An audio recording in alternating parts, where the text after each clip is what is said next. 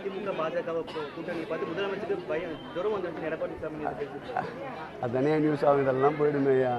முதலமைச்சருக்கு வைத்தறிச்சல் சரி, எங்கும் கோபமே வரலையே.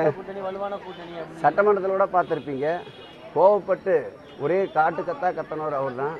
எங்கள் முதலமைச்சர் அனைத்தையும் உணர்ந்தவர், ஐம்புலன்களையும் அடக்கி சர்வசாதாரணமாக இந்த சட்டமன்ற கூட்டத்தொடரை வெற்றிகரமாக நடத்தி முடித்து காட்டினார். ஜனநாயகத்தின் பாதுகாவலர் என்பதற்கு சட்டமன்ற இறுதி நாள் ஒரு எடுத்துக்காட்டு. சட்டமன்றம் முடித்து விட்ட பிறகு இதுவரையில் இருந்த முதலமைச்சர்கள் கைகூப்பி வணங்கிவிட்டு செல்வார்கள்.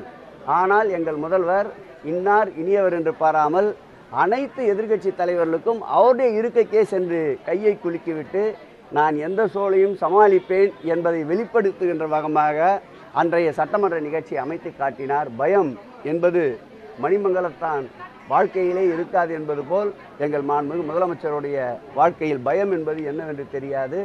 உறுதியாக நிற்பார், உறவுக்கு கை கொடுப்பார், உரிமைக்கு ஓங்கி குரல் கொடுப்பார். ஒன்றியத்திற்கு எந்த வகையிலும் அடிபணிந்து செல்லாத ஒரு ஆற்றல் வாய்ந்த இரும்பு மனிதர் எங்கள் முதல்வர்.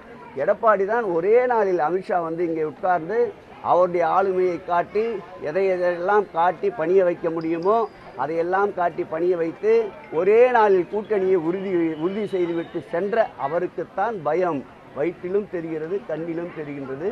எங்கள் முதலமைச்சர் கண்ணை பார்த்தால் மின்சாரம் பாய்வதற்குண்டான 1000 வாட் மின்சாரம் அவர் கண்ணிலே இருந்து புறப்படுகின்றது. இதில் எதிரிகள் இந்த 2026 பொசுங்குவார்கள்.